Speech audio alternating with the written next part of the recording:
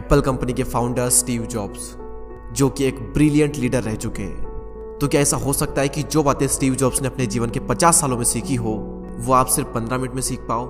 Well, इसका जवाब है हाँ, ऐसा हो सकता है। स्टीव जॉब्स ने स्टैनफोर्ड यूनिवर्सिटी में एक स्पीच दी थी और उसमें उन्होंने अपने जीवन की सबसे बड़ी लर्निंग्स को 15 मिनट में बताया था 3 कहानियों के माध्यम से। मैंने अपने एक सेमिनार में ऑडियंस से पूछा था कि आप में से कितने लोगों ने स्टीव जॉब्स की स्टैनफोर्ड कमेंसमेंट स्पीच सुनी है। तो उसमें से सिर्फ 1-2 लोगों के हाथ खड़े थे, बाकी किसी ने भी नहीं सुनी। और उसमें से कईयों ने सिर्फ इसलिए नहीं सुनी क्योंकि वो स्पीच इंग्लिश में है। और संदीप सर ने भी इस स्पीच को हाईली रिकमेंड किया है हर एक इंसान के लिए। आप में से कितने लोगों ने स्टीव जॉब्स की स्टैनफोर्ड कमेंसमेंट स्पीच देखी है? स्टीव जॉब्स जो एप्पल के फाउंडर थे, उनकी स्टैनफोर्ड वाली एक स्पीच है 20 मिनट की। अगर आप में से बाकी लोगों ने नहीं देखी है तो आई स्ट्रांगली रिकमेंड यू कि एक बार आप जा करके यूट्यूब पे वो जरूर देखें। तो अपनी उस स्पीच में वैसे तो उन्होंने बहुत सारी बातें कही और सारी ही कमाल की थी। तो आज शब्द सारे स्टीव जॉब्स के हैं। मैं तो बस उन्हें आवाज देकर हिंदी में और बहुत ही आसान भाषा का प्रयोग करके आप तक पहुंचा रहा हूं, ताकि कोई भी ऐसा ना हो जो विश्व की सबसे बेहतरीन स्पीच को सिर्फ लैंग्वेज बैरियर की वजह से ना सुन पाए। तो मन को सारी चिंताओं और बाहरी विचारों से मुक्त कर दें। आज आप वो सुनने वाले हैं जिसकी वजह से आपकी जिंदगी में एक विस्फोटक परिवर्तन आ सकता है। इस स्पीच को सुनने के बाद में आप आंदोलित हो उठेंगे। तो आइए बिना किसी देरी के हम शुरुआत करते हैं। धन्यवाद। आज विश्व के सबसे बेहतरीन विश्वविद्यालयों में से एक के दीक्षांत समारोह में आप सभी के साथ होना मेरे लिए सम्मान की बात है। मैं आपको सच बताना चाहता हूँ, मैं कभी किसी कॉलेज से पास नहीं हुआ और आज पहली बार मैं किसी कॉलेज ग्रेजुएशन समारोह के इतने नज़दीक तक पहुँचा हूँ। आज मैं आप सभी को अपने जीवन की 3 कहानियाँ सुनाऊंगा। ज़्यादा नहीं, बस 3 कहानियाँ। पहली कहानी है डॉट्स कनेक्ट करने के विषय में। रीड कॉलेज में एडमिशन लेने के बाद मैंने 6 महीने के अंदर ही पढ़ाई छोड़ दी थी, लेकिन मैं उसके 18 महीने बाद तक वहाँ किसी तरह आता जाता रहता। तो सवाल यहाँ पर यह आता है कि फिर मैंने कॉलेज क्यों छोड़ा? वेल, इसकी शुरुआत मेरे जन्म से पहले की है।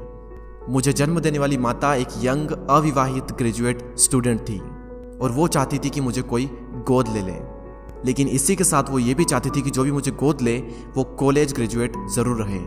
और इस प्रकार पहले से ही सब कुछ सेट था। मैं एक वकील और उसकी पत्नी के द्वारा एडॉप्ट किए जाने वाला था, लेकिन जैसे ही मैं इस दुनिया में आया, लास्ट मिनट पर उन्होंने अचानक अपना मन बदल लिया और उन्होंने कहा कि उन्हें तो एक लड़की चाहिए थी। इसीलिए आधी रात को मेरे माता पिता को कॉल किया गया, जो कि वेटिंग लिस्ट में थे, और उन्हें कॉल करके बताया गया कि हमारे पास में एक बेबी बॉय है, क्या आप उसे गोद लेना चाहेंगे?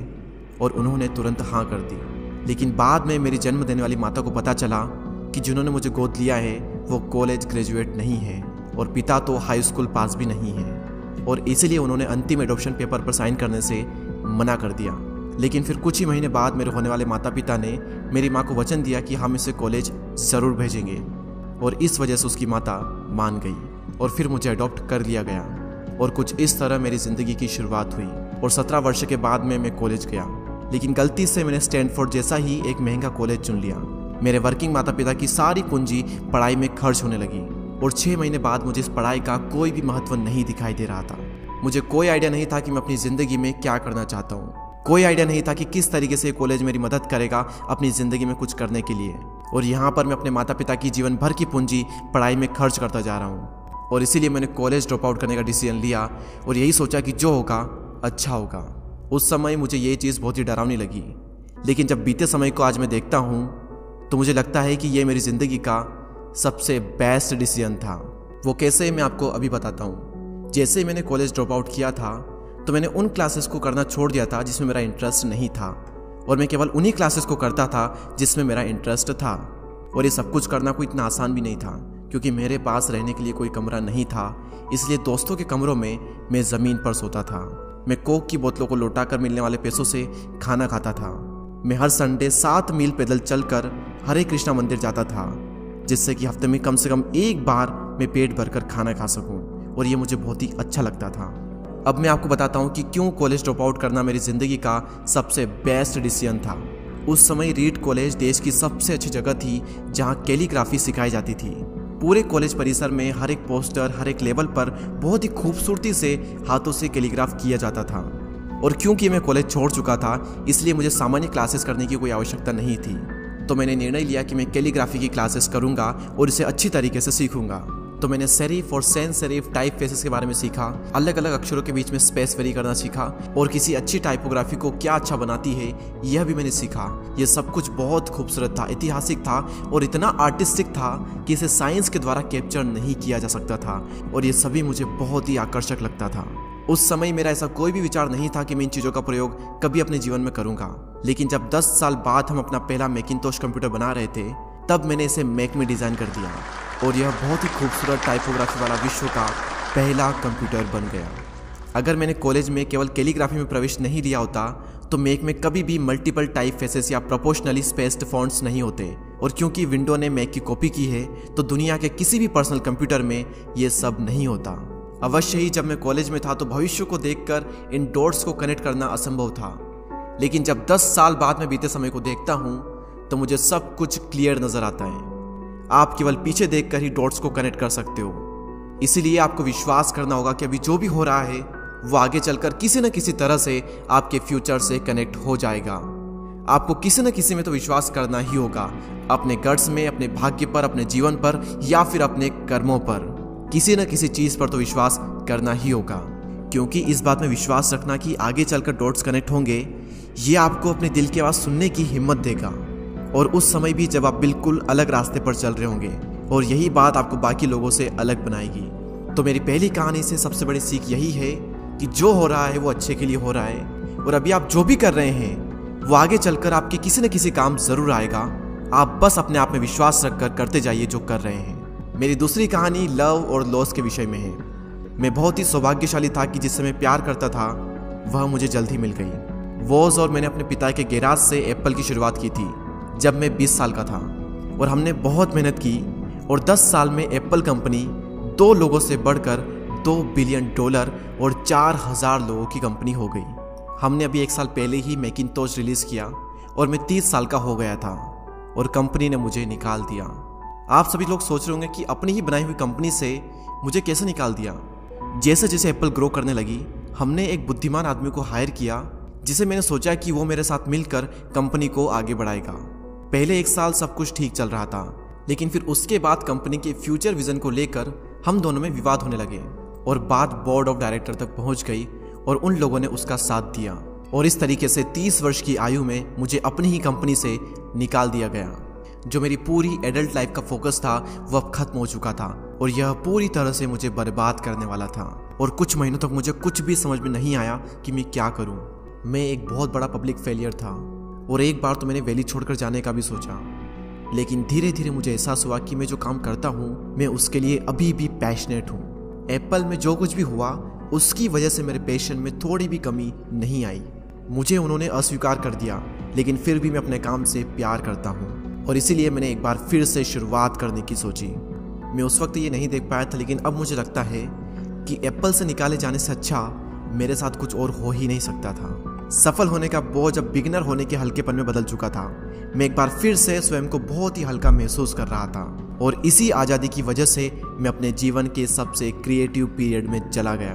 अगले 5 सालों में मैंने एक कंपनी नेक्स्ट और दूसरी कंपनी पिक्सर शुरू कर दी, और इसी दौरान मैं एक बहुत ही अद्भुत महिला से मिला जो कि आगे चलकर मेरी पत्नी बनी।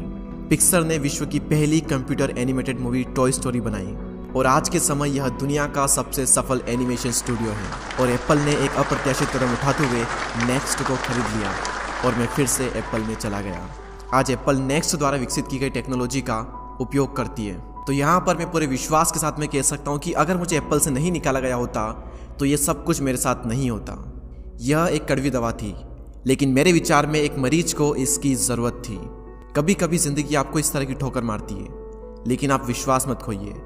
मैं विश्वास के साथ में कह सकता हूँ कि मैं सिर्फ इसलिए आगे बढ़ता गया क्योंकि मैं अपने काम से प्यार करता था।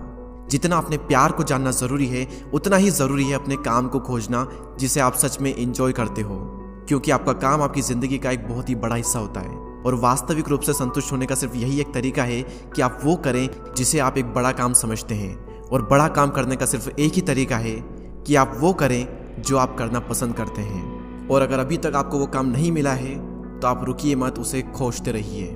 जैसा कि दिल से जुड़ी हर एक चीज़ में होता है, वो जब आपको मिलेगी तब आपको पता चल जाएगा, और जैसा कि किसी अच्छे रिलेशनशिप में होता है, वो समय के साथ साथ और भी अच्छी होती जाएगी। इसलिए इसे खोजते रहिए, रुकिए मत। मेरी तीसरी कहानी मृत्यु के बारे में। जब मैं 17 साल का था तो मैंने कोट पढ़ा था, यदि आप हर दिन ऐसे जिएंगे जैसे आपकी ज़िंदगी का आखिरी दिन है तो आप किसी न किसी दिन सही साबित हो जाएंगे। और इसने मेरे दिमाग पर एक बहुत ही बड़ी छाप छोड़ दी। और तब से पिछले 33 सालों से मैं हर सुबह उठकर शीशे में देखता हूँ और खुद से एक सवाल करता हूँ कि अगर आज का दिन मेरी ज़िंदगी का आखिरी दिन होता तो क्या मैं आज वो करता जो मैं करने वाला हूँ। और अगर इसका आंसर ना होता है तो मैं समझ जाता हूँ कि कुछ न कुछ बदलने की ज़रूरत है। इस बात को याद रखना कि एक दिन मरना है किसी भी चीज़ के खोने के डर को दूर करने का सबसे अच्छा तरीका है। आप पहले से ही नंगे हैं, ऐसा कोई भी कारण नहीं है कि आप अपने दिल की ना सुने। करीब 1 साल पहले ही मुझे पता चला कि मुझे कैंसर है। सुबह 7:30 बजे मेरा स्कैन हुआ और उसमें साफ दिखाई दे रहा था कि मेरे पेनक्रियाज में ट्यूमर है। और सच कहूँ तो मुझे तो ये भी नहीं पता था कि पेनक्रियाज होता क्या है। डॉक्टर ने लगभग पूरे विश्वास के साथ में मुझे बताया कि मुझे एक ऐसा कैंसर है जिसका उपचार करना संभव नहीं है और अब मेरे पास केवल 3 से 6 महीने ही बचे हैं। डॉक्टर ने मुझे सलाह दी कि मैं घर जाऊं और सभी चीज़ें व्यवस्थित कर लूं। यानी कि डॉक्टर की भाषा में इसका मतलब था कि आप मरने की तैयारी कर लीजिए। यानी कि वो सारी चीज़ें जो आप अगले 10 साल में करने वाले थे वो बचे हुए दिनों में कर लीजिए, क्योंकि आपका अंतिम समय आ चुका है। मैंने इस डायग्नोसिस के साथ में पूरा दिन बिता दिया और शाम को मेरी बायोप्सी हुई, जहां पर मेरे गले के रास्ते से पेट से होते हुए एक एंडोस्कोप डाला गया और एक सुई से ट्यूमर के कुछ सेल्स निकाले गए। उस वक्त मैं पूरी तरह से बेहोश था, लेकिन मेरी पत्नी और वहां पर जो भी उपस्थित था कि जब डॉक्टर ने माइक्रोस्कोप से मेरे सेल्स को देखा तो वह भी रो पड़ा, क्योंकि सेल्स को देखकर डॉक्टर समझ गया था कि मुझे एक बहुत ही दुर्लभ प्रकार का कैंसर हुआ है जो कि सर्जरी से ठीक हो सकता है। तो मेरी सर्जरी हुई और सौभाग्य से मैं अब बिल्कुल ठीक हूँ। मौत के इतने करीब तक मैं पहले कभी भी नहीं पहुंचा और मैं उम्मीद करता हूं कि आने वाले कुछ समय तक मैं पहुंचूं भी ना। और यह सब देखने के बाद मैं पूरे विश्वास के साथ में ये कह सकता हूं कि मृत्यु एक उपयोगी लेकिन विशुद्ध रूप से बौद्धिक संकल्पना है। कोई भी मरना नहीं चाहता, यहाँ तक कि वो लोग जो स्वर्ग जाना चाहते हैं वो भी वहाँ जाने के लिए मरना नहीं चाहते। मृत्यु ही वो स्थान है जहाँ पर हम सभी लोग जाते हैं। आज तक कोई भी इससे बचा नहीं है और ऐसा होना ही चाहिए, क्योंकि इस जीवन का एकमात्र सबसे बड़ा आविष्कार है वो है मृत्यु। यह जिंदगी को बदलती है, पुराने को समाप्त करने का रास्ता खोलती है। और इस समय पर आप सभी लोग नए हैं और कुछ ही दिनों में आप सभी लोग पुराने हो जाओगे और रास्ते से साफ हो जाओगे। इतना ज़्यादा नाटकीय होने के लिए मैं आप सभी से माफ़ी चाहता हूँ, लेकिन यही सत्य है। आपका समय बिल्कुल सीमित है, इसलिए इसे किसी और की ज़िंदगी जीकर व्यर्थ मत कीजिए। बेकार की सोच में मत फंसिए, अपने जीवन को दूसरों के हिसाब से मत चलाइए, औरों के विचारों के शोर में अपने अंदर की आवाज़ को मत दबाइए। और सबसे महत्वपूर्ण यह है कि अपने दिल और सहज बुद्धि की बात सुनने का साहस रखें, क्योंकि वे पहले से ही जानते हैं कि तुम वास्तव में क्या बनना चाहते हो। तो पहले अपने दिल की आवाज़ सुने, बाकी सारी चीज़ें सेकेंडरी है। और अंत में मैं आप सभी से यही कहना चाहूँगा, स्टे हंग्री, स्टे फुलिश। मैंने हमेशा अपने लिए यही मांगा है। और अब जब आप सभी लोग यहाँ से ग्रेजुएट हो रहे हैं तो मैं आप सभी के लिए भी यही विश करता हूँ, स्टे हंग्री, स्टे फुलिश। यानी कि भूखे रहिए और मूर्ख रहिए। भूखे यानी कि कुछ करने की भूख आपके अंदर होनी चाहिए, और मूर्ख रहो क्योंकि मूर्ख रहकर ही आप कुछ सीख पाओगे। अगर आपको ये लगता है कि आप सब कुछ पहले से जानते हैं तो आप कुछ भी नहीं सीख पाएंगे। तो भूखे रहिए और मूर्ख रहिए। Stay hungry, stay foolish. आप सभी को बहुत बहुत धन्यवाद। और दोस्तों, मैं दीपक दया आशा करता हूँ कि आपने इस वीडियो से बहुत कुछ सीखा होगा। इस स्पीच को कन्वर्ट करने में या फिर मुझसे कुछ भूल हुई हो तो उसके लिए मुझे माफ़ कर दें। ऐसे ही और inspiring, motivational, life changing videos को देखने के लिए हमारे चैनल को सब्सक्राइब करके बेल आइकन को प्रेस करें। मैं आपसे मिलूंगा अगले वीडियो में, तब तक के लिए जय हिंद, जय भारत।